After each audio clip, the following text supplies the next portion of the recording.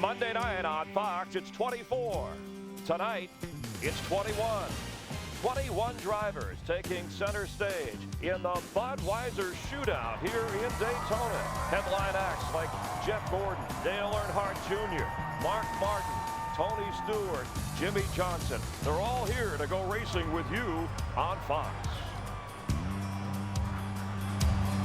Tonight, under the lights of legendary Daytona, NASCAR returns to Fox for its 7th straight year of Nextel Cup. And what a run we have been on. Boogity, boogity, boogity! Let's go racing, boys! It's going to be a drag race. Whoa! They touch! Craig even got in! Side by side to the line! Kins it! Ooh, baby. Wow! Sadler had to look for Sauter. Here comes Kane! Sadler by half a car length. He did it! 3 in a row, Jimmy Johnson! He wins! Woo! Jeff Gordon's going to win his 3rd Daytona 500. 3, baby! 3, yeah! It's Saturday night, and we're set for a Budweiser Shootout fight. NASCAR's brightest stars are all out tonight. The very talented Tony Stewart will be behind the wheel of the 20 car. Dale Jr. will be running his very famous number 8. Young gun Casey Kane will be firing on all pistons.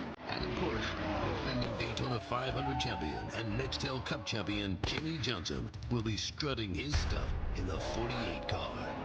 It's a good old-fashioned fight. The Budweiser Shootout is next on Fox. And Fox Sports welcomes you to the start of a new season, and we're in the fast lane headed toward the Daytona 500 as we come to you from NASCAR's legendary location, the Daytona International Speedway. 21 of the best drivers for unscripted drama, an all-out aggressive 70-lap shootout at about 190 miles per hour. As we welcome you to the Hollywood Hotel, the place where America gathers every weekend. For NASCAR, former champion crew chief Jeff Hammond, Hall of Fame driver Darrell Waltrip, I'm Chris Myers, and thanks for being back with us. We're glad to see you, and it's nice to get back to action. I'm excited to see you guys again. It's going to be back here for the next 8 years. The Fox Daytona has got 500? the Daytona 500 for the next 8 years. That's huge. Do anything fun during the off-season? Oh, man, I've been down with my little tinker sit, kind of like getting my cutaway car ready to go. You need to see all my toys this year, boys. We'll stay tuned for that. We got over the next 8 days, the Fox family of racing networks, the place to be. The Budweiser Shootout tonight. Tomorrow, set the front row for the Daytona 500. Thursday on Speed, the rest of the field, 43, set for the duels at Daytona. The next Sunday, the Great American Race right here, 49th running of the Daytona 500. Now, tonight's Budweiser Shootout, as we mentioned, 21 drivers.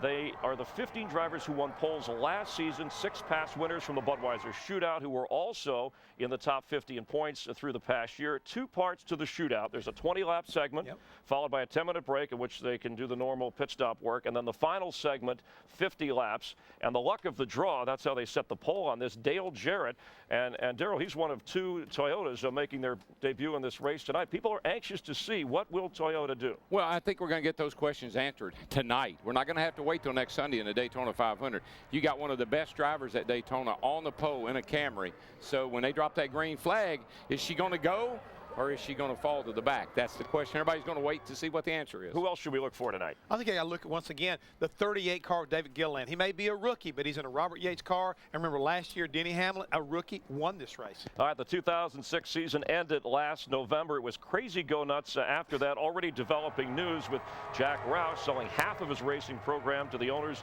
of the Red Sox.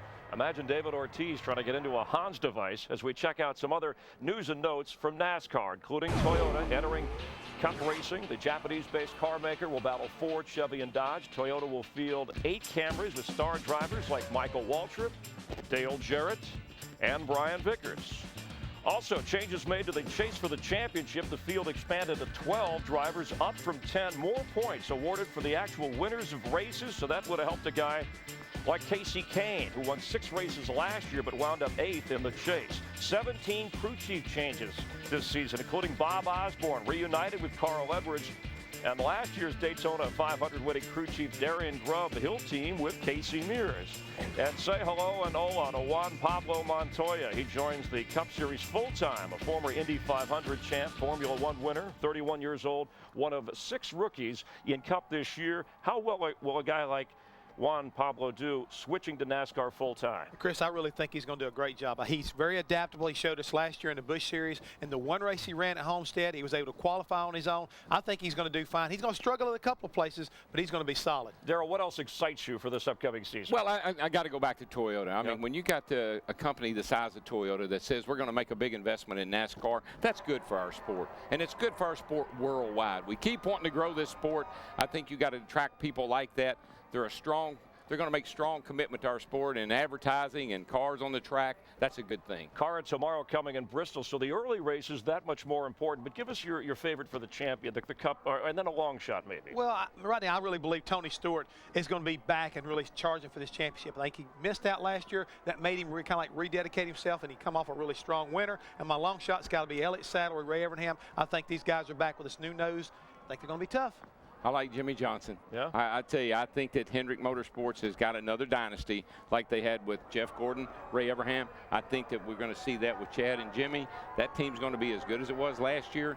They raised the level, in my opinion. When it comes to the thing they have week in and week out is they lost a key player, baby. They lost a key player. They didn't. They didn't lose Chad, and they didn't lose Jimmy, and they didn't lose Rick Hendrick. And I tell you, the one thing that they have a fast car every week. That's what makes them so good. All right, Carl Edwards also getting a lot of championship buzz. Defending Cup champion Jimmy Johnson receiving a slap on the wrist, and it wasn't from NASCAR. In December, Jimmy broke his left wrist while horsing around, falling off a golf cart. He's healthy and ready to roll, and so is our latest pit reporter, Krista Voda, the newest member of our Fox Racing team, and she's joining us now. Hey, Krista, good to have you with us. Thank you very much, guys. Great to be with you. You know, not many people get to start off their week hanging out with the President of the United States, George W., hanging out with Jimmy J. So, Jimmy J., now that you're back here at Daytona, now that you've won the championship, are you as hungry coming into this year as you've been in seasons past? Oh, I certainly am. To experience that and to see, you know, the pride on my team's face and experience all the emotions of being a champion and doing it, it just makes me more hungry and more anxious to get the season started to try to do it again. 06 was an amazing year, and I hope that we can get this Lowe's team back in contention and back in that position to fight for a championship again this year. All right, thank you very much, Jimmy Johnson. You're the last time a defending champ won the Budweiser Shootout. That was in 2000. All right, so what should a champion, Darrell, know about repeating as a champion? Well, there's the distractions. That's the thing I always harp on. When you've won the championship, just like he went to see the president this past week, before he came down here, by the way, playing golf, messing around, you know, really enjoying the championship. Chad Canalso is a focused individual. While Jimmy's out doing his driver thing, his old buddy's back at the shop, being sure they got what they need to come down here and win a race with. Sometimes it's easier to win that first one. Sometimes I believe in the second, just because of the fact you're mentally let down. It takes a lot. It takes a lot out of you, Chris, to win a championship, no matter how prepared you are. Jeff Gordon, a back-to-back champ, part of the car owner with Jimmy Johnson, and Jimmy, of course, leans on Jeff for a lot of advice about success and repeating success. Coming up, country music star Dierks Bentley, one of Darrell's favorites, and we'll count you out of the Budweiser Shootout. 21 drivers at high speed on Fox.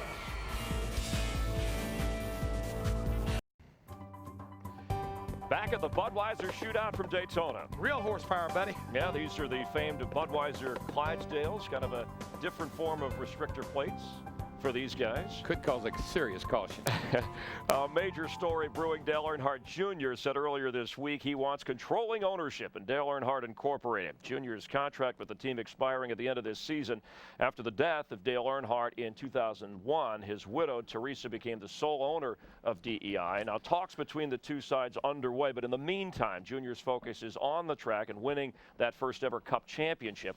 Let's head down to the track and our Steve Burns, who is with Jr. Hey, Steve. Hey, thanks a lot, Chris. You're right. The talk earlier this week was about contracts, but when you come to Daytona, Dale Earnhardt Jr. wants to talk about racing on this 2.5-mile oval. Yeah, thanks a lot. We had a little bit of a push in practice. We worked on a lot, and we changed a lot of things we haven't had a chance to try. So it's dark enough and cool enough to have us some extra grip in case we went the wrong way. So I should be able to get right to the front if we get the right moves and I make the right decisions and get the right push here and there. Starting 17th, but you won from 19th in 2003. Yeah, starting place is no big deal except for being very last. You got to be real careful on the restarts not to lose the draft. Other than that, no big deal where you start. There's not that many guys in front of you.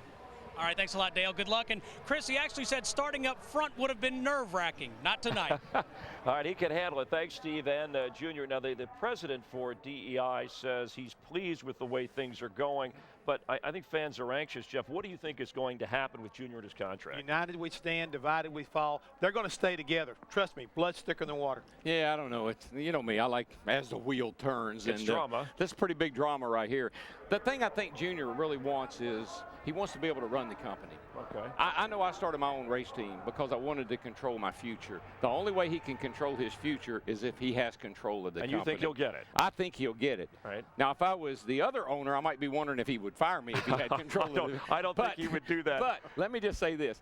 I think what they're putting together over at Junior Motorsports is pretty special, too. I think they're doing a whole lot more over there than just getting ready to run a Busch car. All right, Junior's 32, third, his best finish in terms of a championship chase. What reason do we have? And maybe until this is settled, should we be optimistic that he'll get that championship? I think you got to believe right now. He had a very strong run last year getting back together with Tony Eury Jr. I think the spark is reignited. That's one of the reasons why they'll be back. I went through this back in the 80s with the Bill Gardner and Dygard, and I wanted to go drive for Junior Johnson, and it was a real nightmare.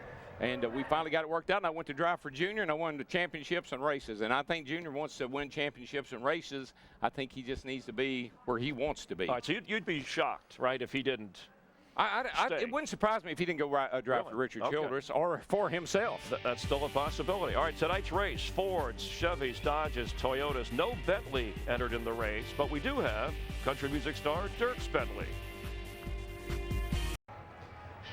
We're glad to have you with us on Fox, the 29th running of the Budweiser Shootout. Before the engines rev up, everyone will slow down, pause, and reflect for opening ceremony. Gentlemen, please rise and remove your hats as the Atlantic High School Junior ROTC presents our nation's colors. Please remain standing as we offer a moment of silence for the recent tornado victims of Central Florida. And Reverend John Long III of Tubman King Community Church delivers tonight's invocation. Before we endeavor to seek you, dear God, for ourselves, we ask that you look down with favor and be gracious on all who have been devastated by the recent tornadoes. And we thank you, Lord, for another day and for another opportunity, for the indomitable human spirit that is made manifest in competition and accomplishment. Watch over this racetrack and, if necessary, intervene to assure that this evening's event remains cloaked in safety. While we watch the race, we ask that you watch over the drivers and the crews, the spectators and the staff, over all that is done this night until each of us is snug in our beds. We pray and ask this in your most holy and precious name, and let the people of God say, amen. Race fans, please welcome Asylum Curb Records recording artist Cowboy Crush as they perform our national anthem. Oh, say, can you see by the dawn's early light what so proudly we hailed as the twilight's last gleaming, whose broad stripes and bright stars through the perilous fight o'er the ramparts we watched were so gallantly streaming, and the rockets' red flare bursting gave proof through the night that our flag was still there. Oh, say does that star-spangled banner yet wave o'er the land of the free and the home of the brave, the home of the brave, the brave. Let's hear it, race fans, for Cowboy Crush. with family and friends by their sides, the drivers ready to roll. The anthem, they always do it right, just the right touch in NASCAR. The Budweiser Shootout from Daytona, moments away.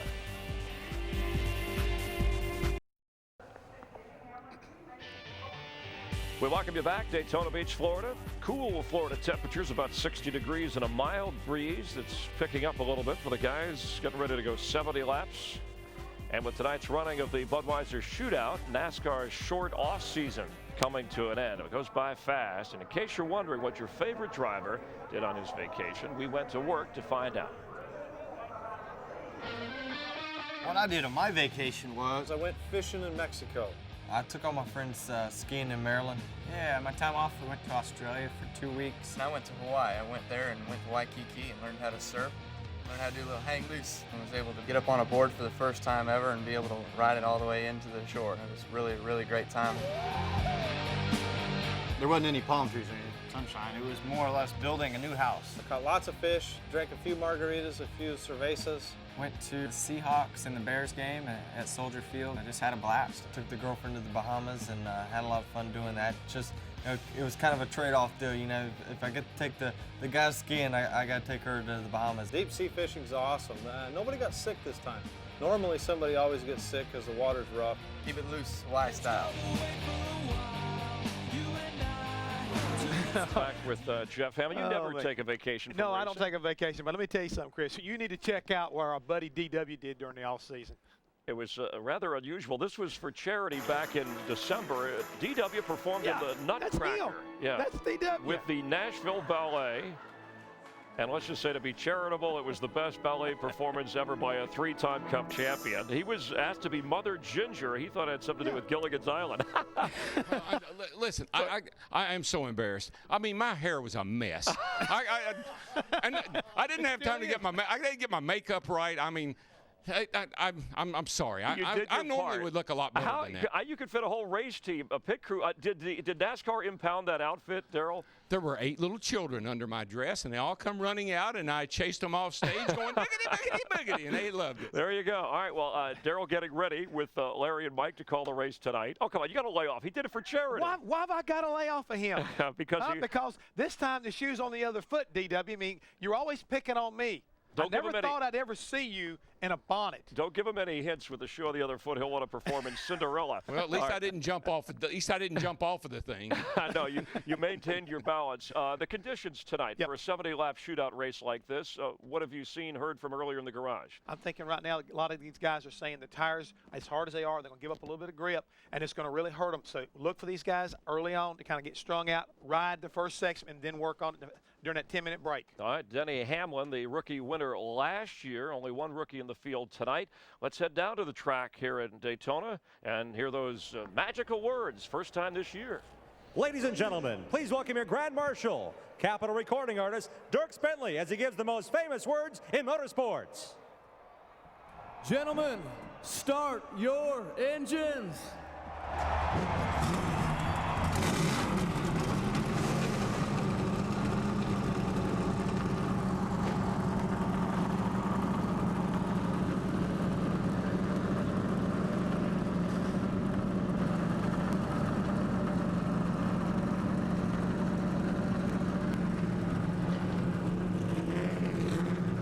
Don't be going 190 miles per hour. Did Denny Hamlin win the Budweiser Shootout for the second straight year? Will Dale Jarrett win it for a 4th time? What about Kevin Harvick, still looking for his first Budweiser Shootout win? From the World Center of Racing, the Budweiser Shootout on Fox. Welcome back here in Daytona. Quick check on the weather conditions as we get ready to go racing. Jeff Hammond and I will be here throughout the night. Keep you up to date with things to get you set for the Budweiser Shootout. Let's head up to the booth. Our fellow News Corp employees, Darrell Waltrip, Larry McReynolds, and the man voted on NASCAR.com as the most popular play-by-play announcer in this sport, Mike Joy. Mike, congratulations on that, and looking forward to another great season. Thanks, Chris, and so are we, and what a way to kick it off. This is spring training. It's the first time out of box. It's the first race, but, oh, by the way, the one-game World Series is just 9 days away, the Daytona 500. But what a way to start here under the lights in a race that dates to 1979, when it was the Busch Clash. 20 laps. Buddy Baker started on the pole, led the whole way. DW was second. You won it 2 years later. But for the last 5 years, the format is different. 20 laps, then 50 laps. So what will you do in those 20 laps so that you're sure your car is right for the final 50 laps? I'm the onboard computer. During this 20-lap run right here, I'm going to be on that radio every lap. The car's doing this now. Car's doing that now. I'm pushing here. I'm loose here.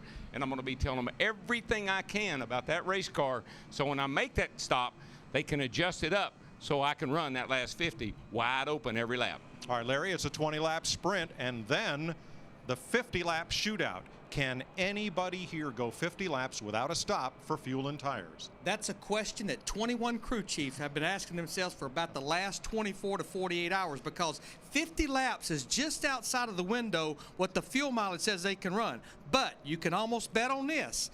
There will be several of them, if we do not get a caution where they can come in and top off the fuel, they will gamble, because what's this race all about? It's not about a good finish. It's about winning the race. There's the field on the preliminary laps. And we'll go downstairs to our NASCAR on Fox All-Star Pit Crew, starting with race strategy and Dick Berggren.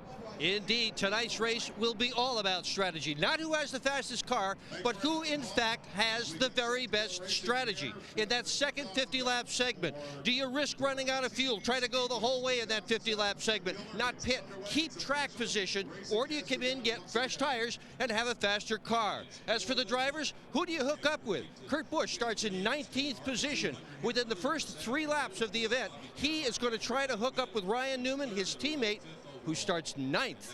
It's all about strategy. Let's go to Matt Yoakum. Last Sunday night, Tony Stewart text message his good buddy and Super Bowl MVP Peyton Manning. He said, now that you've won your Super Bowl, I need to go out and win mine, meaning the Daytona 500.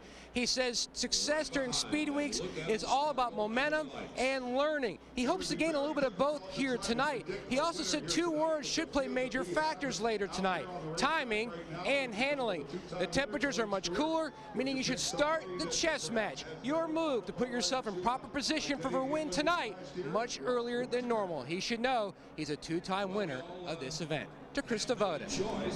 Last year at this time, nobody really knew Denny Hamlin's name. After he won this event, he started walking differently, talking differently. He eventually bought his own airplane.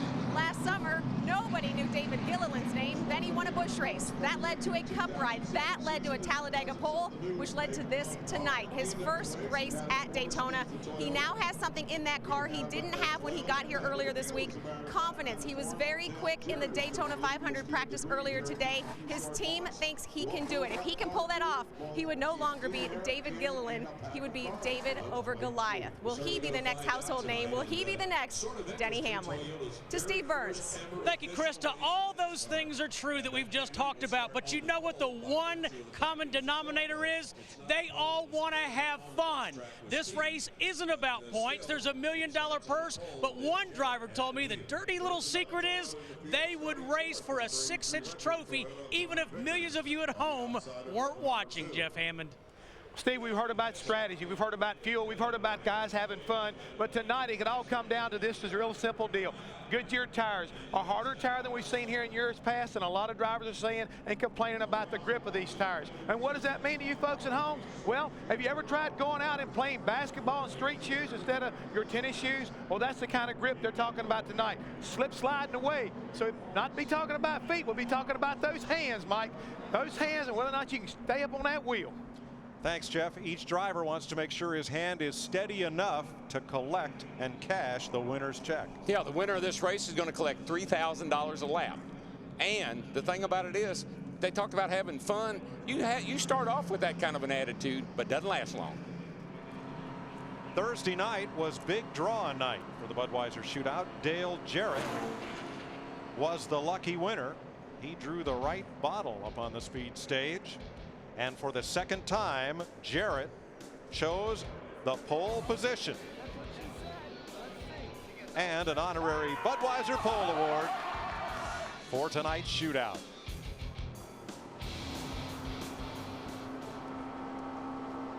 For the first time in Nextel Cup history, a Toyota in competition. And Dale Jarrett will start his Camry from the pole opposite Scott Riggs.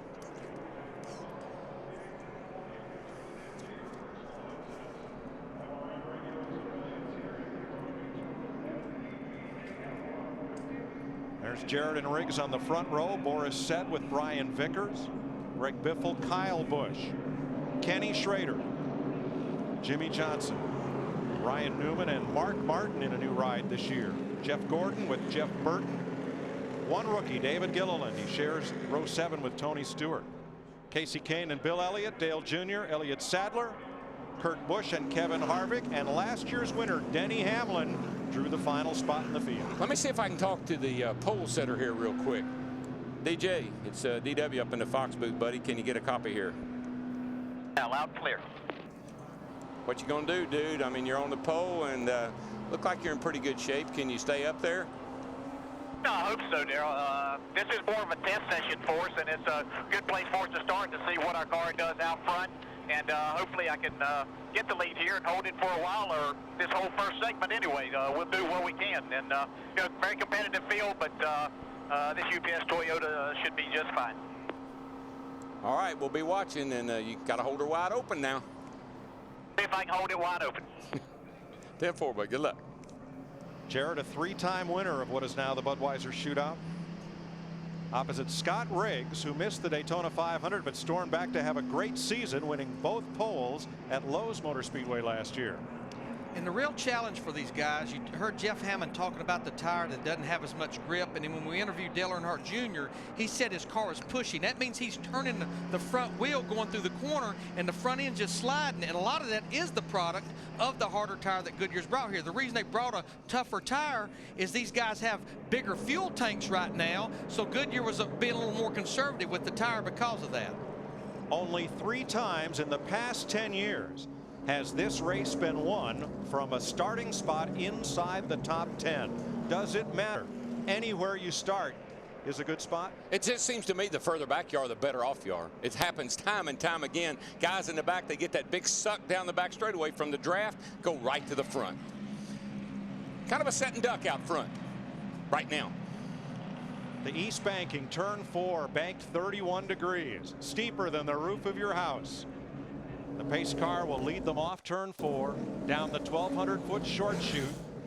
The pace car will dive to pit road, and you'll hear those words you've longed for since last year.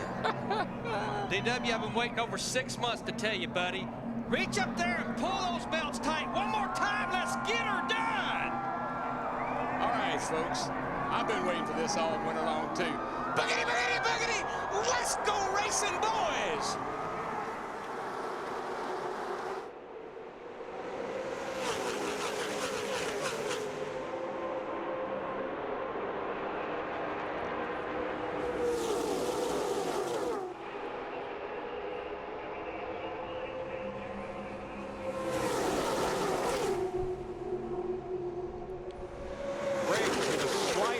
Off turn 2.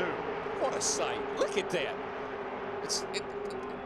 It's like Christmas lights flashing. Cars all over the place, just running so close together. Riggs, Vickers break out front. And they're able to get to the bottom of the racetrack. The best friend you have besides drafting partners is that yellow line at the bottom of the racetrack. Do you know how much confidence it takes and how much trust you have to run that close to somebody at 190 miles an hour? And here comes Vickers. Riggs leads the first lap, and Vickers brings the outside lane on by. Kyle Busch now second. Jimmy Johnson in 48 fighting for third. Now, last night in practice, it seemed like the bottom line against the bottom of the racetrack was moving, but so far, after about a lap and a half, looks like the outside line is moving. Fourth is Mark Martin in the Army Chevy. Stewart drops low, and then orange number 20 tacks on to Johnson, and Kevin Harvick right behind Tony Stewart moves up. Tight formation right now, 3 wide back here. Jeff Gordon kind of caught in the middle. That's not a good place to be, not comfortable. Mark Martin right there in 4th place in the Army car. He's looking pretty good too. Jeff Burton, last year's Daytona 500 pole sitter, now leads the outside lane, but he's back at 8th place. A couple of tear-offs flying off the windshields I saw go by there. Doesn't hurt anything. It's plastic. And that goes over the windshield, kind of to give a protective covering over it, and where they can pull it off instead of trying to clean it. Right now, what the guys are doing, they're jockeying for a position. They're just trying to find a place they can fall in line. They're probably going to try to get single file here pretty quickly and then do what I said, analyze. Dale Earnhardt Jr. in the 8 car behind Bill Elliott in the 37 car. Looks like Dale Earnhardt Jr. He's in a box right there. He can't go forward. Yeah, they'll get sorted out here pretty quickly. Boy, Junior's car is moving around a lot like it did last night. That car was very uncomfortable. And Larry, I just saw 7,700 RPM on our tack. That's a lot of RPM for these engines with the restrictor plate. That 37 was the 1987 winner of the shootout, Bill Elliott. That car looking a little loose off the corner. I just think Junior's car, either the car's not handling right or, aha! Look at the rookie. Kevin Harvick. He's no rookie. Darrell just likes to call him that. I call him a rookie. New leader is Kyle Busch, and look who he's brought to the party. Tony Stewart. That 20 car, he's been working his way up there lap by lap. He wants the lead for this thing. Watching from our DLP Ultimate Picture Cam, suspended over the start-finish line and tri-oval here at Daytona. That's like a restart. They're all lined up like they're going to restart. Whoa, Tony, easy boy. Now you see Jimmy Johnson in the 48 car on the high side. Kyle Busch's teammate, he's trying to get a little brigade up there to push that outside line to the front. Looks like he's going to get a shove off turn 2 from Kevin Harvick, side by side down the backstretch. You're riding with Denny Hamlin, last year's winner. He's come up into the top 10 from 21st. Now it looks like Dale Earnhardt Jr. in the 8 car. He's making his way to the front now. You know who he's looking for, Larry. He's looking for that 20 car. He's looking for the 20 car. They work really well together. They run well together. Still no clear advantage. 5 laps complete, still double and triple file.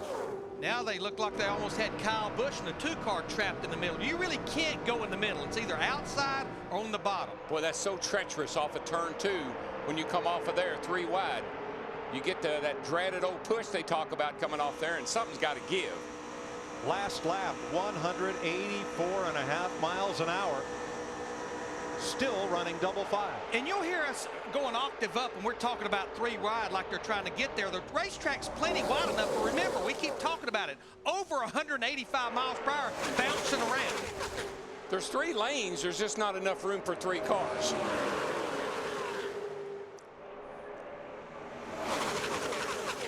Back at 11th place is Jeff Gordon, 2-time winner of the shootout. Here's Dick Bergman. And almost as soon as the green flag dropped, Mike, he was talking about the water temperature going up in his number 24 car. Gordon with an overheating problem. To Matt. Dick, Dale Earnhardt Jr. and Tony Stewart, DW documented how they're such great unofficial teammates. As you see Stewart sort of shuffled out. The thing is, everyone else knows it too. They try to keep the 2 of them apart. They try to pin those 2 out so they can't work together. As you can see, they're not together now, but they're trying. And I wish you would look at that gaggle of cars behind them. I mean, they are still 3 wide off of turn 4. That's good news for Kevin Harvick, Dale Earnhardt Jr., and Kyle Busch, who lead this race. But look back there in the middle of that hurricane. We're having casual contact in that little crowd right there. Just saw Gilliland bounce off of somebody. I think it was Vickers maybe he just bounced off of. Brian Vickers in the middle, David Gilliland. And that M&M's 38 up high. There they are. And in the inside, Denny Hamlin. Kenny Schrader in the 21.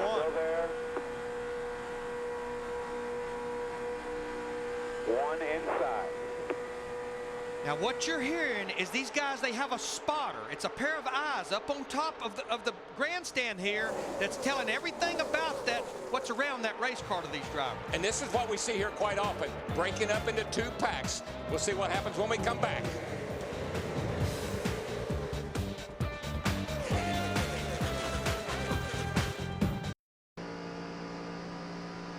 Welcome back to the Budweiser Shootout, where it's been single file all through the break, and now things heat up. Kyle Busch to the outside. Yeah, Jeff Burton as Tony Stewart comes to second. Kevin Harvick still leads, but for how long? Here comes Stewart on the bottom. Not for long. Finally made it to the front. I mean, that car is fast. And look at him. You can see the guys that can run wide open off the corner, and there's one of them in that 20 car. And look at Kyle Busch in a 2-car run right up on the quarter panel of Jeff Burton. We're hearing that these guys are complaining about getting a little loose, and when a car does that, it even makes it looser, makes the back end want to come around. 11 laps are complete. After lap 20, they'll get a break to work on these cars, and then the 50-lap shootout finale. Steve? Mike, the first words I just heard Dale Earnhardt Jr. say a lap ago, just got loose in turns 3 and 4. He's lost some positions. There he is behind Kurt Busch. Scored as 4th. But that looseness could go away, because one of the things that happens is you burn off fuel, the car gets a little tighter, and everybody's been complaining about push. Whoa, did you see Stewart? That car jumped right sideways on him. But I think a lot had to do with where Kurt Busch in that 2-car was right there on his quarter panel, Darrell. Made him loose like he did Jeff Burton a while ago. Look what else it's done. When he got loose, the whole pack came right to him. Tightened everything up, and that's what happens. The guy in front of you has to squeeze out of the throttle, and you don't have time to react to it. That's what causes these accidents. Watch this. He's down on the bottom. And this is where the track's pretty rough. He's got the 2-car Busch right on his tail. Now Harvick's out there where he sucks a little air off of him. He goes in there sideways. That's what you call loose in. And all that's happening, and the track has all those dips in it too. It just magnifies that. Quite a save at 185 miles an hour. Now a normal guy would slow down, but he just kept on going. Stewart has already won twice this year. Open wheel races at Fort Wayne, Indiana, and the famed Chili Bowl in Tulsa. Looking for his 3rd win of the year. Krista? Well, if you saw Greg Biffle at the start of the race, he dropped back like a rock. Starting 5th, he's currently running 16th. It's kind of just a victim of the draft. He says he's not sure if there's anything wrong with the car. If so, he's not sure what it is. He's trying to just hang in the draft and hold on until they make their stop. He started 5th, again, dropped back, currently running 16th. It's the first time that Gilliland has ever been in a race at Daytona in a Nextel Cup car. He's in the sucker hole now. He's in the middle, and you can hear him lifting off the throttle. He can't stay wide open now. 6 laps away from the break. Tony Stewart leads Kurt Busch, Kevin Harvick, and Dale Earnhardt Jr. Dale Jarrett's view of the shootout field, and look who's up to 5th place. Ken Schrader, 50 years old, in his 17th Budweiser Shootout, a 2-time winner. That last victory coming 17 years ago. And there's Schrader in the Wood Brothers Air Force number 21. And now's when you can really tell who's got a good handling race car, who can still partially, almost all the way, hold that thing wide open around here. Maybe squeezing out a little bit, but not a lot. Because when those cars start to get looser, they start to push the front end. The steering wheel doesn't fix it. You have to start rolling. You got to roll up out of the gas. You don't have a lot of horsepower, and you kill your momentum.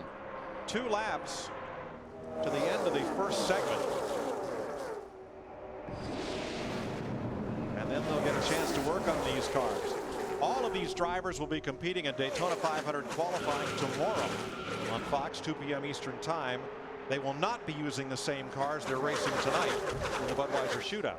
You know, one car that was working his way to the front, now you see him back there, the DuPont, the 24 car, Jeff Gordon. Remember, Dick Berggren talked about the car is running hot. They put tape on the nose of these cars where the air flows to cool the water in the radiator. The more tape you put on it helps the aerodynamics, but it also can heat the water up. I mean, Larry, look at the opening he's got. He's got just a little bit of an opening at the bottom of the grill at the top, and then that teeny bitty hole at the bottom. That's not much opening for traffic. Couple more to the break, couple more.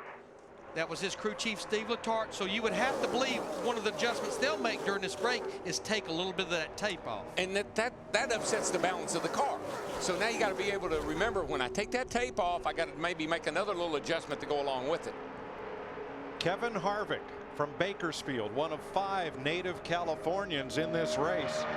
4 drivers from North Carolina, 2 from Virginia.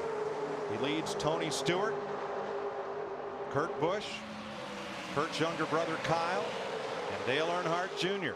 And those first 7 cars, they've found the short way around, right down against the yellow line, bottom of the racetrack. Yeah, you see as we go along here, coming to the 20 lap mark at this front 7 here, 7 or 8.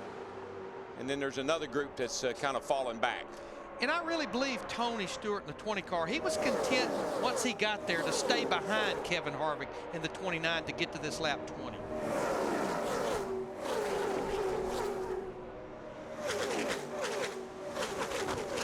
.20 complete, and as the field comes to the back straightaway, the caution is out. The drivers will come to pit road, and for 10 minutes they'll be able to perform routine maintenance and changes. Then we'll go at it again. Man, I'm glad we got that break in. Whew. I'm out of breath. Pit road is open. 5 different drivers led laps in those first 20 lap segment. Here's Krista. The rookie David Gilliland just brought his car in for his very first pit stop at Daytona. The contact that was made with Kevin Harvick made his car tight. He thought the right fender was pushed in a little bit. That's the change they need to make. Matt.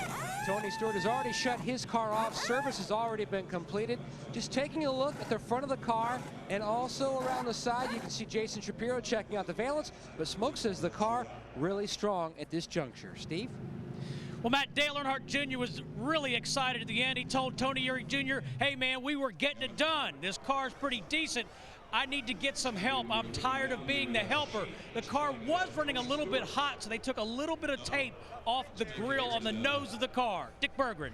Well, Kevin Harvick has been leading this race for so many laps, and that's a big surprise because the car was not good in practice. It wasn't handling well at all. But before he came in, Harvick told the crew he had not lifted his foot off the floor since the drop of the green flag. Handling so well, he has been running wide open all the way. Just a tad free, he said. So they've adjusted the air pressure in the tires just a little tiny bit to fix that. Virtually no adjustments to the car that was leading when that yellow flag came out. Only one car on pit road had the hood up, and it was this one, the Lowe's Chevrolet of Jimmy Johnson. We'll find out why when we come back. We're at the break after 20 green flag laps. We have 50 laps to go in the Budweiser Shootout of 2007.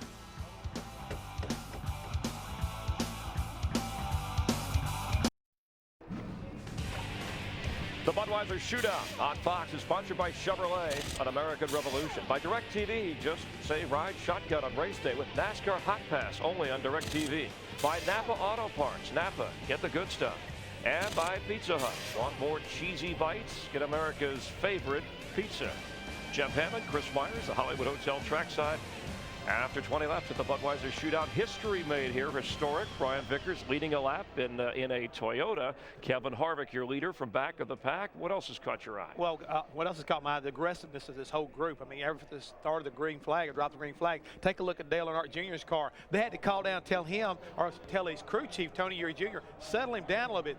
Donuts on the side of a super speedway car, that's not something you normally see. And what about Dale Jarrett, pole sitter, falling all the way back? Now, you heard both Darrell and Larry talk about, sitting back a little bit right up front, not necessarily the place to be. No, but I think that he's got issues with his race car. He doesn't look like he's got the kind of race car that can pull back up to the front, at least in my opinion. And even though Vickers led that lap, he also went backwards also in the pack, and right there at the end of the race, he and Dale Jarrett were right at the back of the pack. So I think the Toyotas have still got a lot of work to do. All right, let's check in with Dick Berggren. Dick? And I'm with Jimmy Johnson. Hood up on the car, Chad Knaus underneath the rear end. What's going on? We're just making some small adjustments. I don't think I was getting wide open throttle there. We had something floating around under the gas pedal, and it was kind of hurting me there. So this thing will be running much better now. Car was a little tight at the end of that run, so the guys are making some adjustments, and we'll see what we got. Good luck in the second half. Steve Burns. Well, Dick, Dale Earnhardt Jr. has a donut on the side of his car right behind that number 8.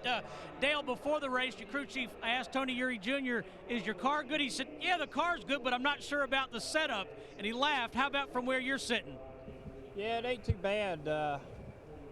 We were really tight in practice, and we threw a setup in there we call the baseball setup because we ran it in a baseball car here in 01. And it seems to be turning really good. I was sliding around a little bit, but pretty wild out there. I know a lot of guys aren't running right now because it's just that 20 laps really don't mean anything. So I don't think everybody's showing their cars, but we were up there trying to take the lead. I was helping Kevin or whoever I could help that's driving a Chevrolet Monte Carlo, so and trying to get the lead a little bit myself. So we'll see what we can do this next segment here. Well, Matt, we'll see if the baseball setup is a home run in this next 50 laps. Another Chevrolet, Kyle Busch, finished 4th in the first segment. What was the biggest thing that stood out over that first 20 laps? Probably the Stewart incident there in 1, but as far as how everybody is, it looks like the 8 car is pretty loose, and 29 looks a little tight out front. Kurt and Stewart, they look pretty stout, and we're just kind of hanging out up there. So we'll see if we can't. We're not making any changes to it, so we'll see if we can't take this Kellogg's CarQuest Chevrolet a little bit further up towards the front and get back to the lead and try to keep it there. That's what it's about here, and hopefully we can go crack a beer when this thing's over. And also we'll see who can go, if anyone, the final 50 laps without stopping for fuel. This 5 team, they felt like from practice, Chris Devoto, that they were about 4 laps, 5 laps short. But you know what? You never know here at Daytona. That is so true. Like perhaps a rookie running in the top 10. That's what David Gilliland was doing before contact made his car tight. With the window nets going up, we were going to ask David. I was talking to him a bit before. He said the car was so good. He was talking to his crew chief, Todd Parrott. He said before that tight condition, before the contact with Kevin Harvick, he could do anything he wanted. His crew chief, Todd Parrott, said, David, you did the smart thing. Take care of the car. Get this 20-lap segment. We got plenty of time to work on it. 3 minutes left to go while they sit here. When he gets back out, they think they're going to have a car that can work with others and can do something here in this shootout. Chris? Thanks, Krista. With Jeff Hammond, Tony Stewart loose after taking the lead, currently second. You heard Dale Earnhardt Jr. saying, hey, these first 20 laps don't mean a whole lot, but what are we seeing? Well, what I'm seeing right now, the guys that are handling the best have been able to stay up toward the front, and particularly guys like Stewart, the Kevin Harvick car. We talked and heard from our crew down on pit road that if you make any kind of bumps or bangs, the next thing you know, you're in trouble, just like the 38 car. So got to have a good handling car. 5 different leaders, 6 different lead changes, averaging about 184 miles per hour. 50 laps to go at the Budweiser Shootout here in Daytona. 20 laps complete in the Budweiser Shootout, 50 laps to go. We've had the 10-minute break for everyone to make adjustment. Hood was up on Jimmy Johnson's car and that of Jeff Burton. Everyone is now pulled out from their pit stall except Jeff Gordon.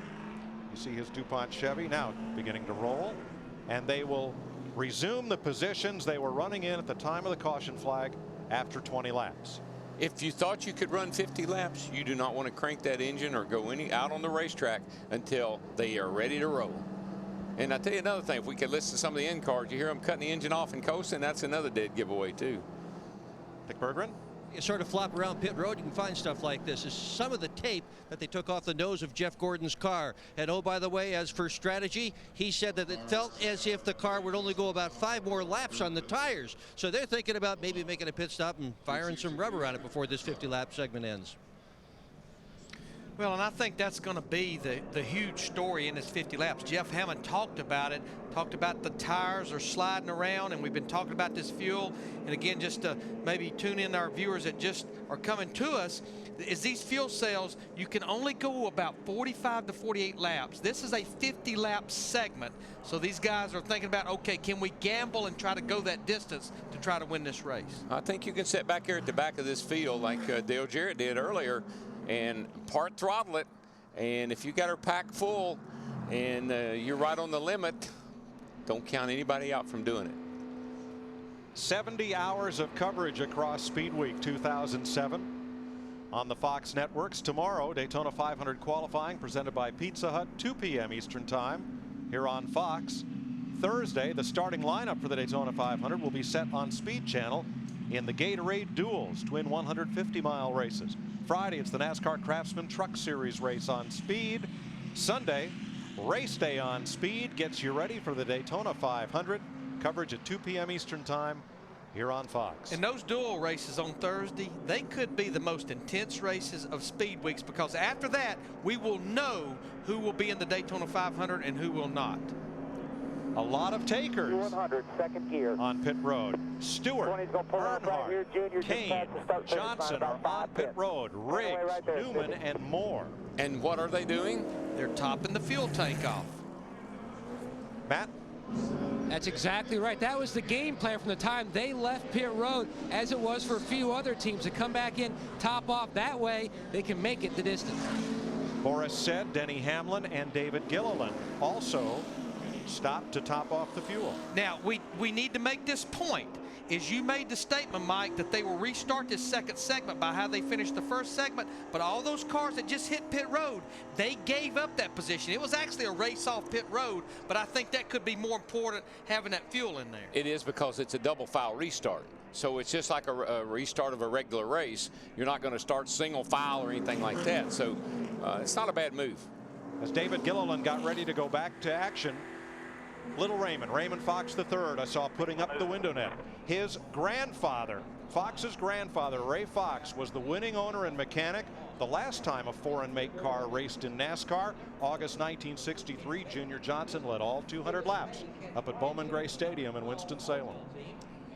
Now that's Todd Parrott, which is actually David Gilliland's crew chief right there. All restarts double file in these last 50 laps. So Kevin Harvick has Kurt Busch alongside. Busch came to the caution in third place, but second place Tony Stewart was one of those who ducked onto pit road. So Busch inherits the outside of the front row for this restart. Now you may think that couldn't have made a big difference, just that lap and a half and coming back on pit road, but these cars only get about 6 3/4 miles to the gallon. And they need to get 7 to make it. So it's right on the edge. It's the kind I like. We'll take this restart from our DLP Ultimate Picture Cam. Pace car to pit road. 50 laps to go. Green flag.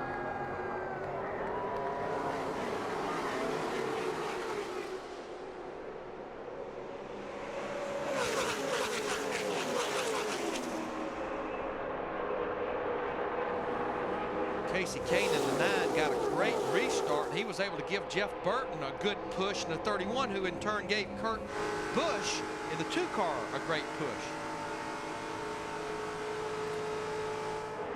Kurt Busch the leader. Jeff Burton in second. Elliott Sadler in the Dodge 19 on the outside of Harvick for third.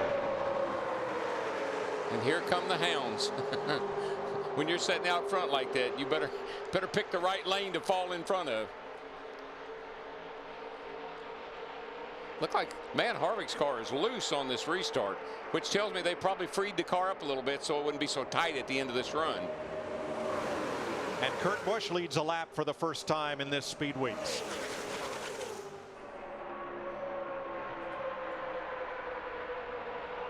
Look at that 29 car Harvick's, that thing is fast. Stewart trying to thread the needle on the right of your screen and takes it 3 wide or right up the middle and then drops to the outside. It's such great track presence when you know where you are and where everybody is around you without even having to look. You can feel it. I believe that's some of that sprint car training where you drive without a rear view mirror. We're going to let you feel it and enjoy all that surround sound and all this horsepower and 185-mile-an-hour speed. Let's crank it up.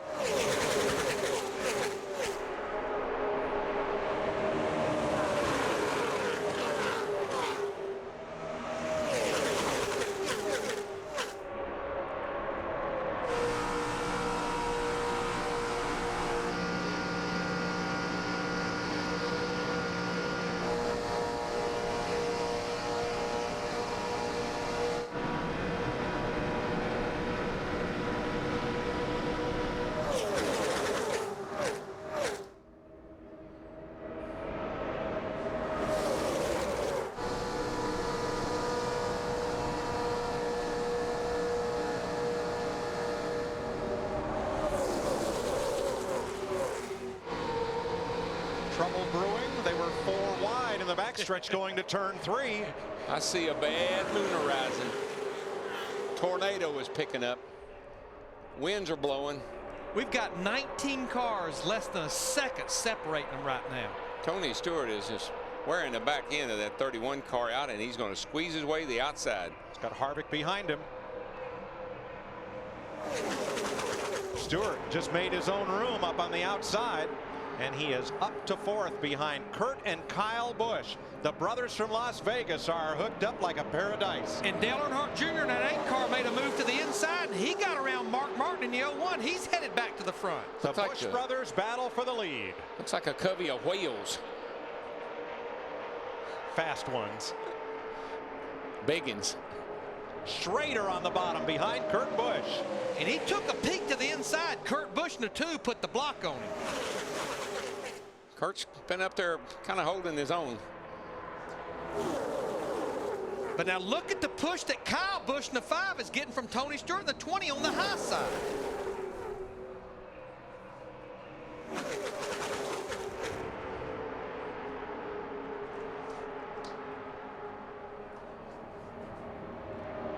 Believe it or not, these guys know what they're doing. They're really, these guys are really good at what they do. You got to be able to do this. 185 miles an hour, closer together than people line up at the stoplight. And you can just see them bouncing around the whole time. You're not, a lot of times you're not steering the car. Ooh, contact. Ooh. Biffle and Schrader got together. Biffle in the 16 right in the middle. Everybody trying to scatter around him. And Jeff Burton was fishtailing through the tri-oval. Looked like he had contact with Schrader's 21, and the loss of momentum sent the field scrambling to either side. Dale Jr. said that first 20 laps didn't mean anything. I thought he was just kidding. He wasn't kidding. No, he was not.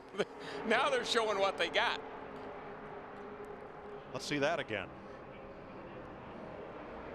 I don't know if I want to see it again or not. This is wild right here. Watch the 16, Biffle. Here comes Junior up under him. Oh, yeah. Bounced off Schrader, the 21, and bounced to the inside. And then watch the 29 got into the back of his teammate 31 of Burton, and they were fishtailing. The contact did not slow Schrader, but Biffle had to lift out of the gas. Last win for the Wood brothers at Daytona, July 1983, Buddy Baker winning the Firecracker 400. The Wood brothers have 13 Cup race wins here. Well, in 1998, two brothers finished first and second in this race.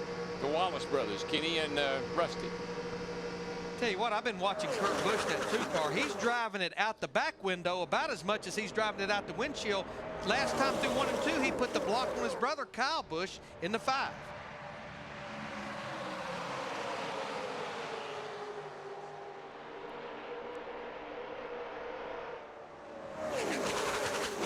You want to see if blood is thicker than water? Watch these two brothers in the 2 and the 5. Brotherly love. Oh, brother, we're out. High to the low. Oh, we're out there, old brother. Says, not yet. But now Kyle Busch is getting that push again from Tony Stewart in the 20.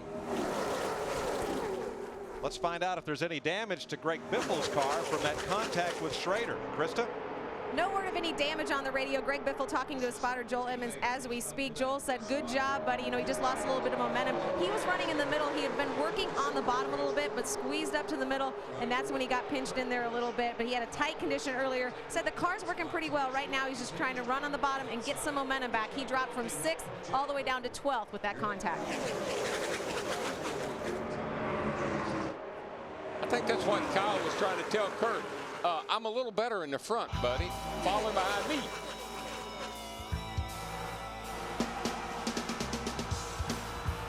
Kyle Busch, competing in his second Budweiser Shootout, is your leader.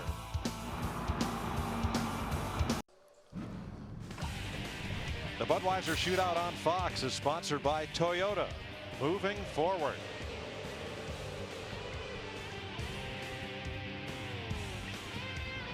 "31 laps complete. Kyle Busch still the leader over his older brother Kurt, Brian Newman, Dale Earnhardt Jr., Tony Stewart, the front 5. What was a 21-car freight train is now 20 cars. Jeff Gordon has completely lost the pack when his car shut off. And the reason it shut off, we were listening to the radio communication during the break, is there's a kill switch on the steering wheel that's put there in case the throttle hangs. Evidently, Jeff had hit that kill switch, shut all the power off. Now, he's still on the lead lap, but the problem, he's out there by himself, and it's still not running right. Something's still not right about that race car, though, because here comes the pack through the trial when he's going off into turn 1.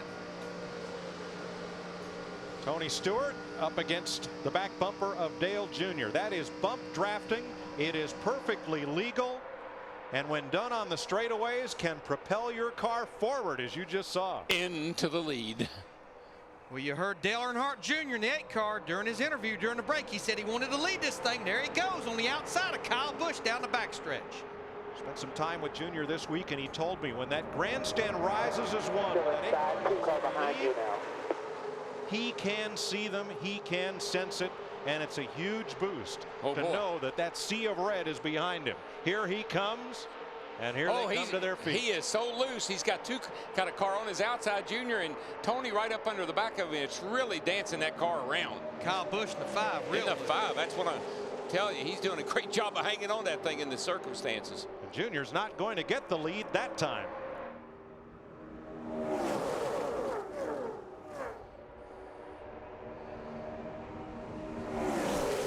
turn 4 down here when Junior's underneath him and or on the outside of him, and Tony, watch this. That car is sideways, boys. That thing is out of here.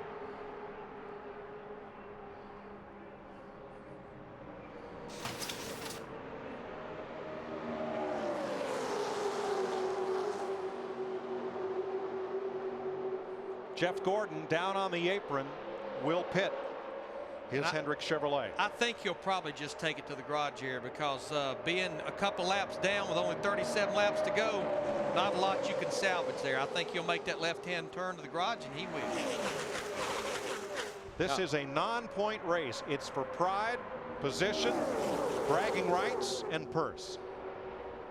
Right now, the cars that are going to really shine are the guys that have the best handling race cars. We're at that point in the race where you'll start to see these cars kind of spread out a little bit more. And this is when you have trouble. Jeff Hammond.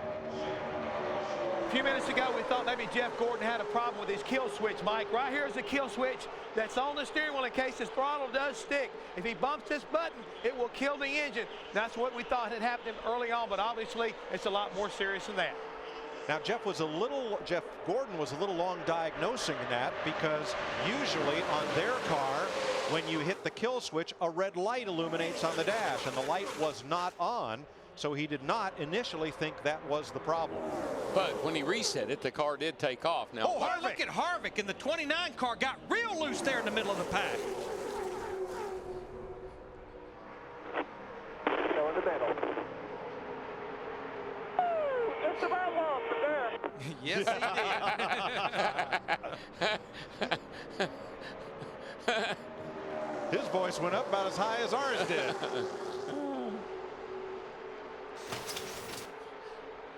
Watch that 29.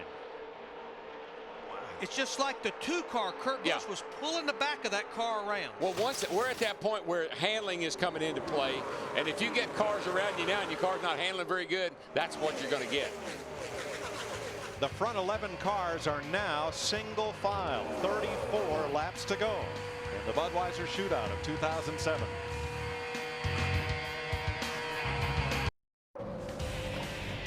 The Budweiser Shootout on Fox is sponsored by the new Ford Super Duty, built to work harder for you, and by Lowe's, proud home of Jimmy Johnson and Team 48. Kyle Busch continues to lead. He has led since lap 28. Tony Stewart on his tail. Kurt Busch, Elliott Sadler, Dale Earnhardt Jr., Jeff Burton, Jimmy Johnson. That little threesome up on the outside there, the 8, the 31, and the 48. I think they're going to try to get a little run up on the outside here. 20 of 21 starters still in this race. Let's go to the garage and meet the other. Krista? Yeah, Jeff Gordon watching his crew take a look at the car. Jeff, riding around by yourself at Daytona, never what you want to do. What happened to your car? I couldn't even do that. We have some kind of electrical problem going on in there. It just kept cutting in and out, and I'm just glad it didn't happen right in the middle of a big pack. We had one of those nights going anyway. You know, we had overheating problems right from the beginning, and then we had some handling issues towards the end of that run, and you know, these tires are really you know, really having a hard time getting hold of the racetrack, and track's fast. So you know, it wasn't our night for the DuPont Chevrolet, and hopefully that 500 car's got a lot more form next Sunday than this one did tonight. All right, Jeff Gordon hoping the bad luck is out of the way for the rest of the speed weeks, guys. Thanks, Krista. Dale Jr. climbed the hill in turns 1 and 2. I don't think he scraped the wall, but he didn't miss it by much. But Darrell had pointed it out. Dale Earnhardt Jr., Jeff Burton, Jimmy Johnson. Now he's back to the bottom of the racetrack right there. They had started to move up the racetrack. Now we're 20 laps into this segment here, and Darrell, when your car starts to get a little bit loose, it's a lot better to run up high. You don't have to turn the steering wheel as aggressive. A lot of times, I know Junior likes to run that high line late in a run. It's easier on the tires, and there's a little more grip up there, actually. Let's look at him this time into turn 1, and he is way up the racetrack. Matt? Mike, no one wants to win a race at Daytona more than Kyle Busch's crew chief Alan Gustafson. He grew up about 7 minutes north in Ormond Beach, Florida, graduated from local Seabreeze High School, and spent a lot of time in the garage of Smokey Yunick, the late innovator in NASCAR, who won here so many times and all throughout NASCAR. He said the biggest thing about their package, they've improved in all the different areas, but especially with the driver. He's learned to be so patient and smart in restrictor plate racing. Dick? And Kurt Busch, car number 2, currently running in the 3rd position, also being very smart and very patient about how he is running his race. His crew chief, Roy McCauley, a few moments ago told Kurt Busch, just hang in there. We're going to be very tight on fuel. Steve. Well, Dick, DW was right. Dale Earnhardt Jr. wanted help from the 31 and the 48. Junior's crew chief Steve Mills says the problem is, Junior, they can't get to you. That's why he's not getting any help. He's making some progress, though, up on that outside. He seems to run high in 1 and 2, and then he drops it down to the inside in 3 and 4. 1 and 2 down low is a lot rougher than it is up high. 3 and 4 is pretty smooth around the bottom. So I think he's really working this car, trying to find where it runs the best. There's no question now that we are 22 laps into this run. We've got 27 laps to go in the race. You see them starting to string out just a little bit. That's a sign that a lot of these cars are starting to handle pretty bad. 21-year-old Kyle Busch from Las Vegas, leading 2-time Nextel Cup champion Tony Stewart. Welcome back to Daytona. Something new in our coverage this year. This is no video game. This is Fox 3D. We're going to be able to replay and analyze incidents by isolating a single car and showing you just about any possible angle from the virtual rendition. That's going to be very cool. Right now, that car, we're going to Earnhardt Jr. in the 8 is 5th behind Kyle Busch, Tony Stewart, Kurt Busch, and Elliott Sadler. Casey Kane, I believe that was the 9 car, got real loose. Just about hit the wall coming out of the tri-oval there. Battling Mark Martin. This is for 7th place. Had Jeff Burton in the 31 up behind him, just to the outside of Mark Martin. You can see it just about got down. Boy. I mean, that's about as close as you can come to spinning out and not spinning out. That was a wreck that never happened. Pretty well stacked things up behind them. I was going to say about that 3D cam. We're going to love it. I don't know if the drivers are going to like it or not, because we're going to be able to see a lot of stuff. Now a 4-car breakaway. The Busch brothers with Tony Stewart and Elliott Sadler have some distance on the field with 22 to go. And if indeed these cars are cutting it close on fuel, and I think we can be pretty safe to say they all are, that's about the best that they can do right there is stay in that configuration. And we've got another car that's retired, Ryan Newman, the 12. We were getting a report that he felt like his motor was starting to go sour. Newman had run as high as 3rd. Here's Dick Berggren. Well, Larry Mack, they may be cutting it tight on tires as well as on fuel. Kurt Busch, 2 consecutive laps, talked about the car pushing, coming off the turns. So tight, he said, that he almost lost it. We heard Jeff Burton say the same thing. The pace is torrid. The tires are wearing. It's hang on tight time. And when that thing starts to shove that nose, it's abusing that right front tire, and it's not going to get any better. No, and what happens is it starts to shove the nose. You turn the steering wheel more and more and more to make the car turn the corner. Then all of a sudden the back end jumps sideways. That's what we've seen a couple of times here already, like on Casey Kane's car. Even though he had a little assistance, that's kind of how it looks. Dale Earnhardt Jr. not the only driver who's found his way to the top of the racetrack in turns 1 and 2. 21 laps to go in Daytona.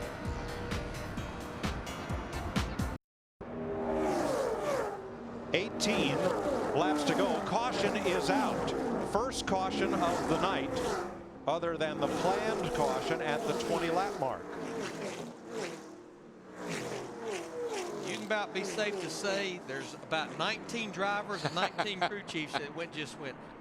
No, boy, we can come and get 4 tires. They are throwing calculators and notepads and everything on the ground. So why did we even bother? Well, 4 times this race had gone caution-free. Tonight will not be the 5th. And everyone who was nervously wondering as the laps wound down, and so did the fuel load. It's time for those 7 men over the wall to earn their keep, because in this instance, unlike during the break after lap 20, once you complete your service, the first car that leaves pit road will be the first car in line among those who choose to stop. Now the pits are closed. Red flag waving, red lights on. But Larry, for the teams that intended to gamble, what does this caution flag mean? I mean, it throws it out the window. There's no question. We're going to get this race restarted with about 14, 15 laps to go. You've got to have 4 tires, and of course you go ahead and you put the fuel in it and make adjustments based on knowing that this is only going to be about a 12 to 15 lap run. I'm going to get me 2 tires, and I'm going to get me just a teeny bit of gas, and I'm getting out of here. What are you going to do? I'm going to get 4. These tires are sliding around so bad, I believe I want 4 tires, and I bet you most of those drivers down there too. Tony Stewart, you are a 2-time national champion. It's time to earn your money. Well, I'm with Larry. I want 4 tires. Jeff Hammond, how about you? Mike, you guys, tell that driver up there to be quiet and drive the darn thing. Let us crew members and crew chiefs put the tires on there. That isn't what we called you about. What are you going to do? 4 tires. 4 tires. Let's check up and down. I'm gonna be by pit road entrance before you get done. Let's get down to pit road. Krista? Well, this caution is very good news for Denny Hamlin. Despite coming in and topping off before the second segment began, this team was preparing to be 4 laps short on fuel. So this is very good news for the defending Budweiser Shootout that they have a chance to put more fuel in their car. Matt? A lot of conversation on Kyle Busch and Tony Stewart's radio. Now you're hearing some crew chiefs tell their drivers, make sure you don't slide your tires, keeping open the option of just taking some fuel only. Stewart says his car is great. Kyle Busch says my car's a little bit tight. Let's see how the strategy plays out. Steve? Matt, this pit stop caution may also be a big break for Dale Earnhardt Jr. He said, I felt like my right front tire was starting to tear up. Dick? When that yellow flag flew, you could hear the relief in Kurt Busch's voice when he called to his crew and said, 4 tires. He wants to be a little bit on the free side. That's what they're going to try to set the car up for. Kevin Harvick, who pits right in front of him, has an engine problem. He's losing power. Everybody's on pit road. All 20 cars come to the pit lane during this caution for debris in the front straightaway near the entrance to pit road. Denny Hamlin, 4 tires. David Gilliland, 4 tires. Tony Stewart in the 20 car, 4 tires. Kyle Busch in first, out first. The 19 car, Elliott Sadler, took 2 tires. Kyle Busch, the 5 car, 2 tires.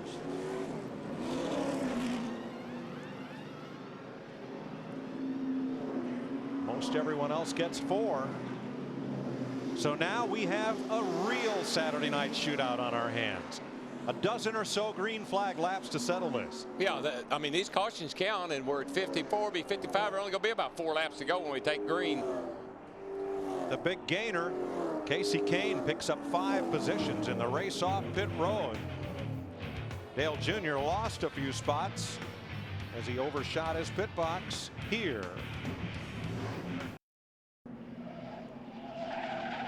Welcome back to Daytona. Here's our Pizza Hut race summary. Kevin Harvick was the leader after the first segment of 20 laps and the scheduled caution flag. Jeff Gordon, electrical problems, out of the race at lap 31. His teammate Kyle Busch has led 32 laps, most of any driver tonight. Double file restart, Kyle Busch, Casey Kane, Tony Stewart, Kurt Busch, Denny Hamlin, Elliott Sadler, Jeff Burton, Mark Martin, Kenny Schrader, and Brian Vickers, the top 10. Dale Earnhardt Jr. overshot his pit, had to back up for service, and went from 3rd to 10th. We expected a green flag this time. They've waved it off. You see the lights flashing still atop the pace car. That indicates they will not restart. We'll have 1 more lap of caution. So let's get some updates on pit stops. Krista? Well, David Gilliland in the 38, they were not planning on coming in had that caution not come out, but the car was developing a bit of a tight condition, so they made a track bar and an air pressure adjustment. David Gilliland is calm because he has a secret weapon upstairs. Ricky Rudd is spotting for him tonight. His teammate, David Gilliland, has been very good all night. Matt? The top 2 cars, Kyle Busch and the 9 of Casey Kane, they played their hand strategy-wise. 2 tires. Now Kyle Busch's crew chief, Alan Gustafson, he did it basically to try to keep Kyle out front. Felt like their car was better out front pulling the field and stuck back 2 or 3 cars in line. So they're trying to get that 5 car to victory lane. Steve? Well, Matt, Dale Earnhardt Jr. is pretty loose in that number 8 race car. When he overshot the pits, he said, guys, there might be something wrong with the brakes. Nah, I just made a mistake. I just wanted to start on the inside on the restart anyways. Dick?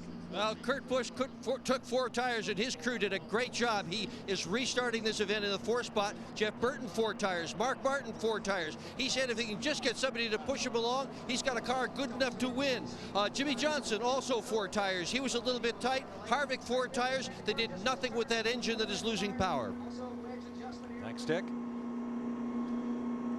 Look at the nose of Dale Earnhardt Jr.'s Chevrolet.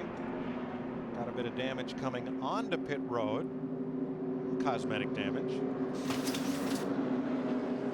Got a little of Elliott Sadler's white paint.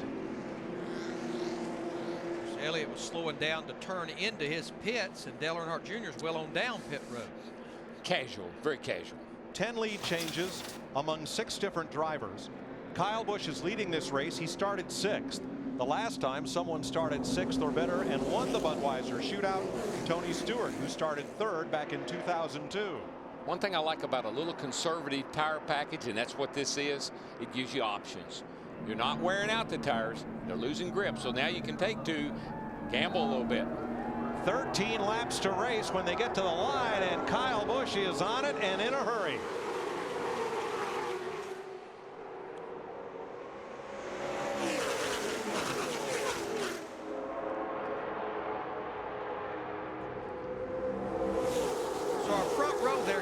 Kane and Kyle Busch, like Matt reported, they have the 2 tires, and I'm not sure there would be speed in the left side tires, Darrell, but I just wonder, can they maneuver it like they need to versus those guys that have 4 fresh tires? Yeah, if you're sitting out front, don't have to do a lot of maneuvering. Just protect that yellow line like that and hang on. Stewart has help from his teammate, last year's shootout winner, Denny Hamlin. But Tony Stewart, as fast as his car is, with those 4 tires, he didn't need a lot to give him an advantage. And look on the outside lane as Jeff Burton drops way low and gets back in line. In the outside lane, the Dodge boys have hooked up. Outside, bottom of 3, bottom of 3. And you cannot go below that yellow line and advance your position. They looked at as out of bounds. Burton, when he had to back off, lost that momentum, precious momentum, and got freight trained on the outside. Now he's trying to work back up. Oh boy. And there goes Kurt Busch. He's in the trouble. wrong way. He's in trouble. That number 2 lost his drafting partner. Boy, and he was up there fighting for the lead. Speaking of fighting, Mark Martin's car went way up the racetrack. That's the Army car just in front of Dale Jr. And Kyle Busch draws ahead just a bit of Tony Stewart. They think being out front's the place to be, and I believe it is too. That 5 car made a good move. But like you mentioned, Darrell, that's what he's got to do right there. And Tony Stewart got him just a little bit loose right there, but he's got to protect that bottom. If someone's going to pass him, they're going to have to do it on the high side. Yeah, and he's been a little loose in. We've seen that earlier tonight, particularly on these restarts. Look who's coming. Gilliland in the 38. Pulls up. Passes Sadler. And now David Gilliland, the only rookie in this race, is back up into the top 5. And here comes Jimmy Johnson squeezing his way in under Denny Hamlin. Denny Hamlin, the 11, opened the door just enough to let Jimmy Johnson in there. Yeah, he couldn't come down because Jimmy was there. Starter has both hands outstretched. 10 laps to go.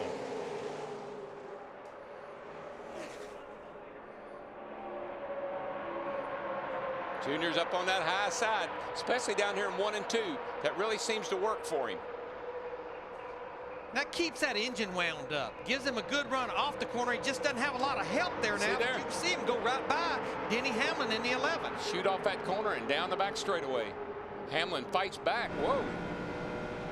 That looked funny. Still outside, clear. Clear all around. Kyle Busch, Tony Stewart, and look who's 3rd, the rookie. Last year, Denny Hamlin won this race as a rookie. David Gilliland has never raced a Cup car at Daytona, but he doesn't know what it won't do. He's up to 3rd. No, but his crew chief knows what it'll do, and he's got a good one. And now they've shuffled Jimmy Johnson in the 48 car to the high side. He's going to go all the way back to the 7th position.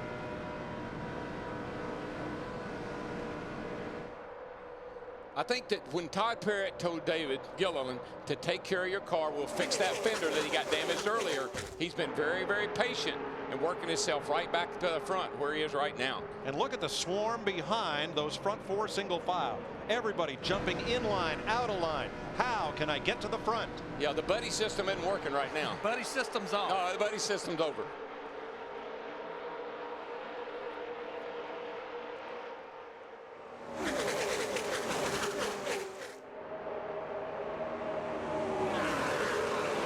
Front 7 cars, single file, double file from there on back. And wait till next Sunday on Fox when the Daytona 500 starts. 43 of these cars. Boy, did you see what? There he goes. They almost opened the door for him.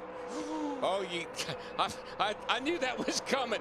He got him loose going in, switched over from the right to the left real quick, got him loose, pushed him out of the way. And here comes David Gilliland back there in second place in that 38 car. And there's Jeff Burton in the 31 fighting to the outside for third place. They lost a little bit of momentum there with the 5 car to 20 when he made contact. That let these guys there on the outside like Burton really close back up. And now this is where those 2 tires hurt Kyle Busch back there in the pack. He definitely can't maneuver now. Well, and it also caused him to lose a lot of grip down here in the corner when Tony got up around him the way he did. How mad is Kyle Busch right now, and what can he do about it? There's not a thing he can do about it right now. And just remember what we said at the top of the show. This is all about winning. There's no points. You didn't come here for just a good, solid finish. I don't know if I like the way you said that, Larry. Nothing he can do about it right now. Tony Stewart trying to win his 3rd race of the year. He won at Fort Wayne and he won the Chili Bowl in Tulsa during the NASCAR offseason. David Gilliland, whose father was a great West Coast racer. Butch Gilliland won some titles out west. David hopped in an unsponsored Busch car, partial schedule car, won a big race to the attention of Robert Yates, got the cup ride when Elliott Sadler left in the Yates camp. Everybody said, David who? Now they know. David against Goliath right now, and I'll tell you something. Kurt Busch in that 2 car got shuffled all the way almost to the back. There he is, back up in 4th. Krista? Well, we mentioned that Ricky Rudd is up top giving this driver advice when he needs it. He doesn't need any advice right now. So Earl Barbin, the spotter for the rest of the year, is back on the mic telling David that he is all clear. Now, Greg Biffle may not win this race, but he may be a prognosticator. He said about 20 laps ago, guys, David Gilliland is going to win this thing. Thanks, Krista. We saw David march his way methodically up through the field. Never put a wheel wrong, never got out of shape, hugged the bottom of the racetrack. When other drivers made moves, he moved up to cover the spot. 5 laps to go.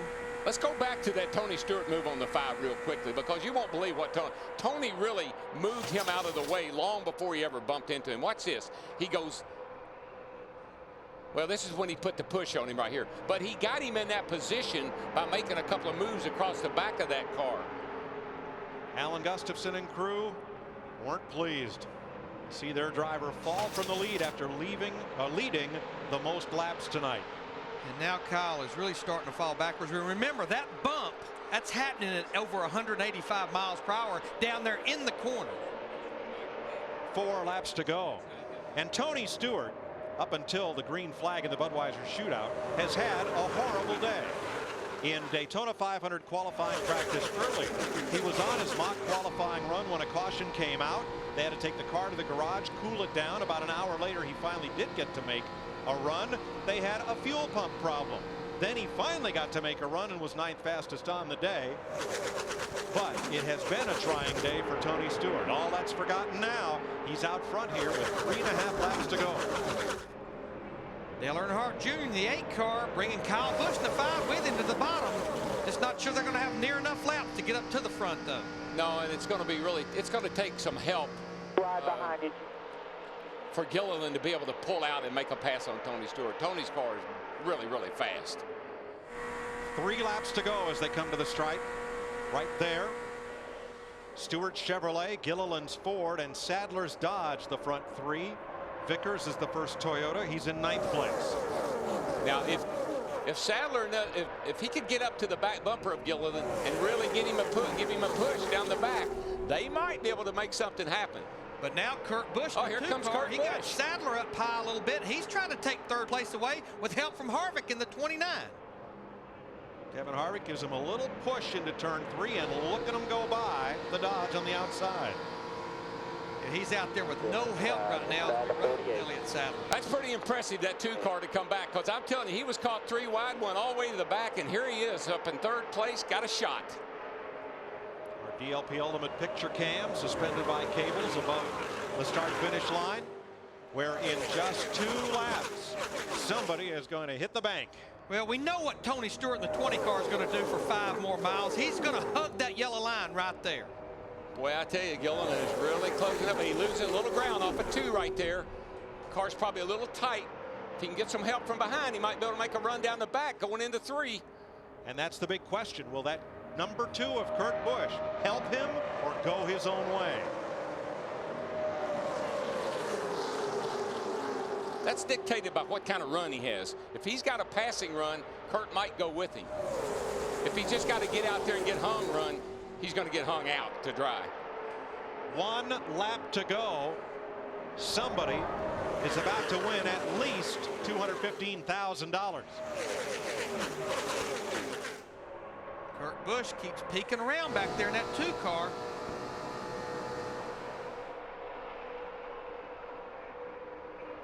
You got to get closer together than that.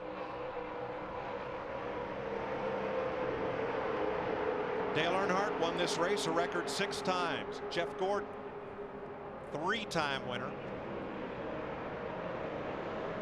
Nobody else has won more than 2. Excuse me, Dale Jarrett's a 3-time winner. Nobody else has banked more than 2. Tony Stewart could win his 3rd right here. Here they come for the flag. Whoa. Big crash. Denny Hamlin involved. Stewart, Gilliland, Busch the finish. Tony Stewart wins his 3rd Budweiser Shootout as Elliott Sadler and Denny Hamlin come across the line in a shower of sparks. Last year's winner in the infield wreck on the last lap.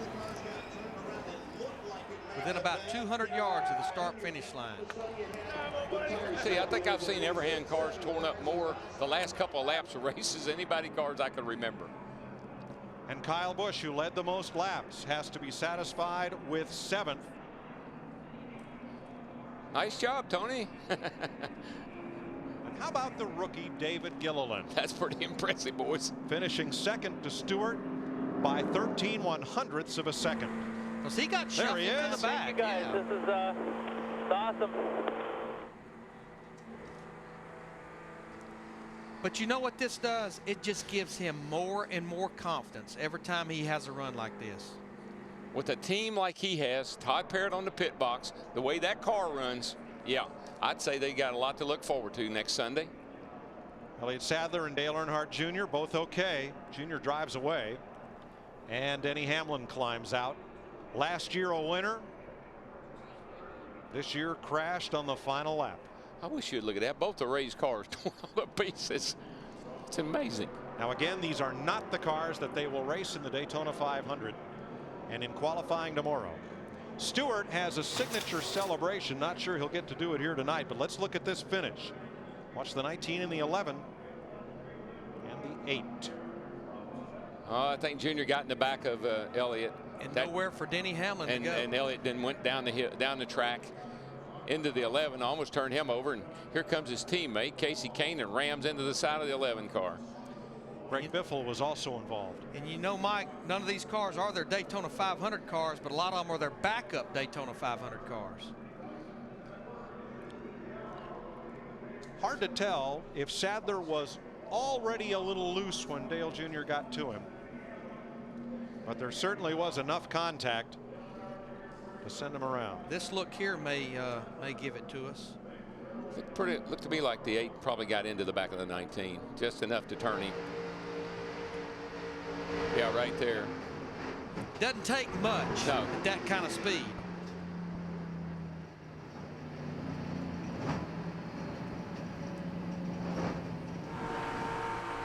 Riding with Elliott Sadler.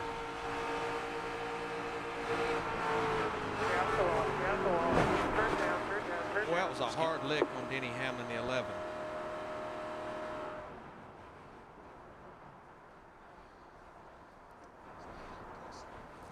I think that's Casey Kane's car. Yeah. Just checking that. That was Casey Kane. Still inside. He got all the help. Yep. Yeah. There's Sadler. Yeah. And I thought maybe Sadler lifted, but it sure didn't sound like it. It just sounded like it maybe Junior lifted him up off the ground, got him sideways. This ought to tell the tale right here. Now let's use our Fox 3D here, which uses GPS positioning to show where the cars were when things started to happen. See that little nudge? Little bump right there. And away they went.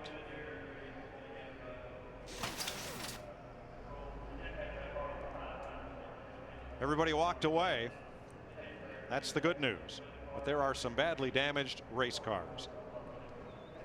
We'll go to victory lane and Steve Burns. Tony Stewart wins his third Budweiser Shootout. Mike climbs out of that number 20 Home Depot Chevrolet. Gets congratulations from Greg Zipadelli. And Tony, you said the other night this was the happiest you had ever been coming into a season. Talk about your frame of mind and talk about that gutsy move on the 5 car to get past him. I mean, we were really good. Speed-wise, we were unbelievable. But you know, with 2 Chevys up front like that and a Ford behind us, I was a little nervous. But I was sandwiched in between some Busch brothers before the caution comes out. But we just, you know, I knew when we came out of the pits and saw that the 9 car took 2, and I knew the 5 took 2, but that at least got us back with the 5, and that's who I wanted to run with. We were really good combination together, and I was wondering if the tires were going to become a factor, and I finally got a chance to really push him real hard into one once, and it got him loose, and then he went up the track a little bit, and then when he tugged it down, I caught him right there and didn't touch him, but just caught him enough that you know, Goodyear's really put all of us in a bind with this hard tire. It's just so hard to drive these things after you get laps on them, but you know, that was the save of the year. I mean, Kyle did an awesome job, and I don't know how many guys could have saved that car. He did an awesome job catching it. All right, thanks. Congratulations, Tony. Krista? Chevy! Perhaps he feels like a winner, that's for sure. As David Gillen pulled his car up, your crew chief Todd Parrott said, now that's what I'm talking about. Can you even put into words what you're feeling right now? No, just a lot of excitement, you know, just very proud to be able to bring home the M&M's Ford Fusion, you know, a great finish. You know, our main thing is to try and get this thing started off this year, start off with a little momentum, and I really feel like we have a great chance coming in here. You know, Todd Parrott and all the guys at the shop worked their tails off all winter, and I think the 2 tests and this coming out like this just shows how very hard they've worked, and Robbie Yates Racing is back, and I'm just proud to be a part of it. All right, we're excited to see what you can do on Sunday. To Dick. The terrific run to finish in 3rd position. What did you need to get those other 2 cars? I keep building my restrictor plate program, whether it's the team or myself. I feel like we're getting closer, but the Gold World Beer Cup car for Miller Lite did great in the shootout tonight. Terrific job. Matt? We've caught up with Dale Earnhardt Jr. Jr., what happened on that final lap? Very self-explanatory. If you watch the tape, I got in the back of Elliott trying to bump draft, and he wasn't up on the straightaway yet, so I got into him too early and wrecked him and wrecked both Ray's cars, so I'm sorry about that. But, you know, we just, you know, we're back there trying to do what we could do, and I was trying to help a friend of mine and just got overzealous and overdid it. And he came by to make sure he was all right. You saw him up on the front stretch. Mike? Earnhardt Jr. finishes 15th, Sadler 16th, and Hamlin 17th. As Tony Stewart notches the 4th Budweiser Shootout victory for car owner Joe and J.D. Gibbs. His own 4th win in this all-star sort of race. David Gilliland, the rookie, gets the glass slipper, 2nd place. Kurt Busch, Jimmy Johnson, Kevin Harvick.